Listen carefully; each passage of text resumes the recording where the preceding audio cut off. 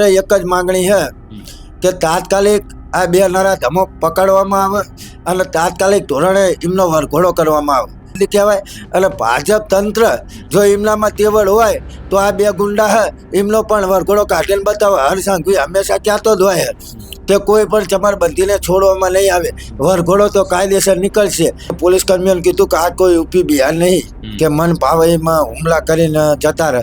આ એક સામાજિક કાર્યકર્તા હે અને બધા જ ખેડૂતો સાથે અમે જીઆઈડીસી પોલીસ સ્ટેશનનો ઘેરાવ કર્યો અને ત્યારબાદની ઘટના તો અમે લગભગ 4 વાગ્યા સુધી જીઆઈડીસી પોલીસ સ્ટેશનની અંદર બેઠા. અમારી સાથે ડીવાયએસપી પ્રજાપતિ સાહેબ લગભગ ઘણી વખત મારો સંપર્ક કર્યો, મને અંદર બોલાવે, પરંતુ અમે કોઈ વાતે સ્વીકારવા તૈયાર નહોતા. પછી જે હકીકત હતી એ ડીવાયએસપીએ મને કીધી એટલે અમે એમની વાત સાથે સહમત થયા અને આગામી 24 કલાકનો અમે એમને ટાઈમ આપ્યો. 24 કરતાં વધારે થોડોક ટાઈમ આપ્યો. એટલે કે આવતીકાલે 10 વાગ્યા લગનનો માણસો સાથે ત્યાં આવ્યા ત્યારે એમને થોડીક રકાઝકી થઈ હતી, એટલે કદાચ સ્વાભાવિક રીતે. પરંતુ મને બીજા પણ એક વ્યક્તિ ઉપર શંકા છે, જો કદાચ એનું પણ નામ ખુલી શકે છે. માટે અમે લડી રહ્યા છીએ. અમે બંનેમાંથી કોઈ એકય પણ રાજકીય પક્ષની અંદર નથી. અમે સામાજિક રીતે છીએ અને અમે સામાજિક રીતે મુદ્દા ઉઠાવીએ છીએ.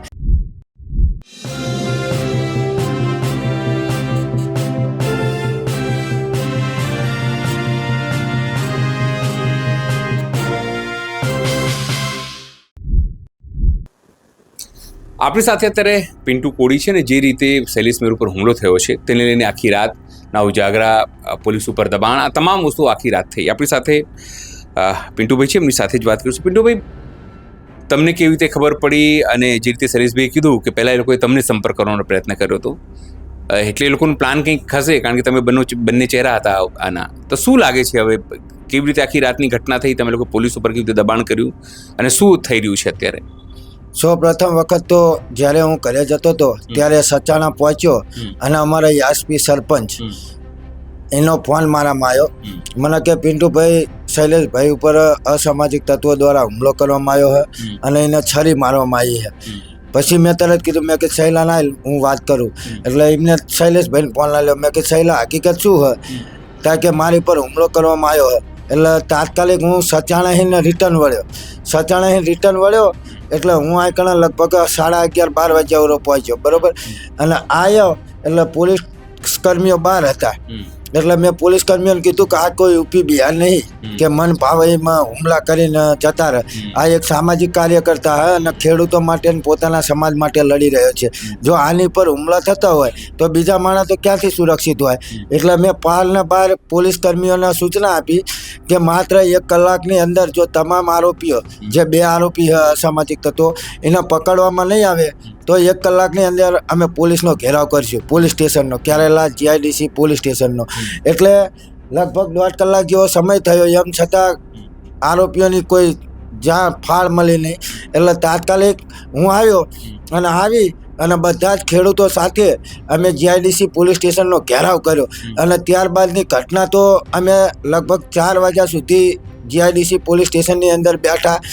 અમારી સાથે ડીવાયએસપી પ્રજાપતિ સાહેબ લગભગ ઘણી વખત મારો સંપર્ક કર્યો, મને અંદર બોલાવે, પરંતુ અમે કોઈ વાતે સ્વીકારવા તૈયાર નહોતા.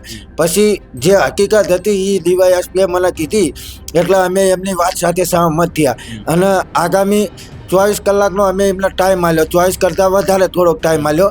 એટલે કે આવતીકાલે 10 વાગ્યા લગનનો અમે એમને ટાઈમ આપ્યો છે.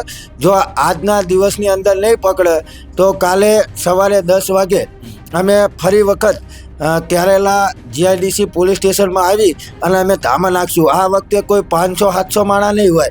આ વખતે અમે સમસ્ત કોળી સમાજના 5000 કરતાં પણ વધારે માણસો આવી અને કેરેલા પોલીસ સ્ટેશનની અંદર બેસવાના છીએ. શું લાગે છે, જે રીતે એમણે કીધું કે તમે લોકોએ જે રીતે આગેવાની કરી હતી આંદોલનની, જે ડરણમાં થયું, એમણે સીધી રીતે શૈલેષભાઈએ કીધું કે જે એમના ધારાસભ્ય છે એમના ઉપર આરોપ લગાવ્યો છે. કારણ શું, તમને શું લાગે છે, કેમ ધારાસભ્ય ઉપર આરોપ લગાવવાનું કારણ? હવે એની અંદર તો એવી વાત છે કે જ્યારે પરમ દિવસે તે એમના માણસો સાથે ત્યાં આવ્યા ત્યારે એમને થોડીક રકાઝકી થઈ હતી, એટલે કદાચ સ્વાભાવિક રીતે.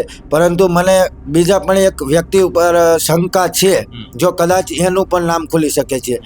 એટલે જે પણ થશે એ કાયદેસરની કાર્યવાહી થશે. ડીવાયએસપીએ અમને બાંહેધરી આપી છે કે કોઈ પણ સંજોગોની અંદર કોઈ પણને છોડવામાં નહીં આવે, ચાહે એની પાછળ ગમે એ હોય એને પણ પકડવામાં આવશે. એટલે અમને પોલીસ તંત્ર ઉપર ભરોસો છે કે જે પણ આરોપી છે એને તાત્કાલિક ધોરણે પકડવામાં આવશે. પણ શું લાગે છે આવી રીતે તમે લોકો આંદોલન કરો, સામાજિક કાર્યો કરો છો અને આવી રીતે હુમલાઓ થાય તો એ કેટલું યોગ્ય કહેવાય?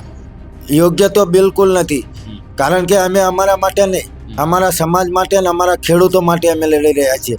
અમે બંનેમાંથી કોઈ એકય પણ રાજકીય પક્ષની અંદર નથી. અમે સામાજિક રીતે છીએ અને અમે સામાજિક રીતે મુદ્દા ઉઠાવીએ છીએ. જો સામાજિક રીતે મુદ્દાઓ ઉઠાવવા છતાં જો આ ભાજપવાળાને આટલી બધી બીક લાગતી હોય તો ખરેખર એમને ઢાંકણીમાં પાણી લઈ અને મરી જવું જોઈએ. જ્યારે હું શૈલેષભાઈ પાસે પહોંચ્યો ત્યારે શૈલેષભાઈએ મને જણાવ્યું કે પિન્ટુભાઈ એમને ફોન પહેલાં તમને કર્યો, મને એ કહેતા હતા કે પિન્ટુ કોળીએ ફોન ના ઉપાડ્યો, પછી અમે તમને ફોન કર્યો. તો ખરેખર આ કેટલું વ્યાજબી છે? આ તો શૈલેષભાઈ મારો વારો સડી જાત. મેં ફોન ઉપાડ્યો તો પહેલો નંબર મારો જ હતો, ત્યારબાદ શૈલેષભાઈનો વારો થાત. એટલે ખરેખર આ ગુંડાગર્દીની હદ કહેવાય. અને ભાજપ તંત્ર જો એમનામાં તેવડ હોય તો આ બે ગુંડા એમનો પણ વરઘોડો કાઢીને બતાવે. હરસંઘવી હંમેશા કહેતો જ હોય કે કોઈ પણ ચમરબંધીને છોડવામાં નહીં આવે, વરઘોડો તો કાયદેસર નીકળશે. તો આ રહ્યા કાઢો વરઘોડો. આ કઈ યુપી બિહાર નહીં, આ ગુજરાત. અને આ કાયદો અને વ્યવસ્થા જાળવવા માટે પોલીસ તંત્ર તો કાઢી લો વરઘોડો તમારા તેવડું હોય તો. એટલે હવે તમે લોકોએ 24 કલાક એટલે આવતી કાલ સુધીનો સમય આપ્યો છે અને જો આ લોકો નહીં પકડાય અથવા કારણ કે જે લોકો તમે કીધું કે સત્તા પક્ષ સાથે જોડાયેલા હોઈ શકે છે, તમે સંભાવના વ્યક્ત કરી છે, તો પછી શું? સત્તા પક્ષ જોડે સંકળાયેલા હોય અમારે એની સાથે કોઈ લેવા દેવા નથી. અમારી તો માત્ર એક જ માગણી છે કે તાત્કાલિક આ બે નરાધમો પકડવામાં આવે અને તાત્કાલિક ધોરણે એમનો વરઘોડો કરવામાં આવે. બસ અમારી હારે એ જ માગણી છે. એ ભાજપવાળા હોય તોય ભલે, ગમે હોય તોય ભલે, પણ એમને તાત્કાલિક પકડવામાં આવે. અમારી હારે એ જ માગણી છે.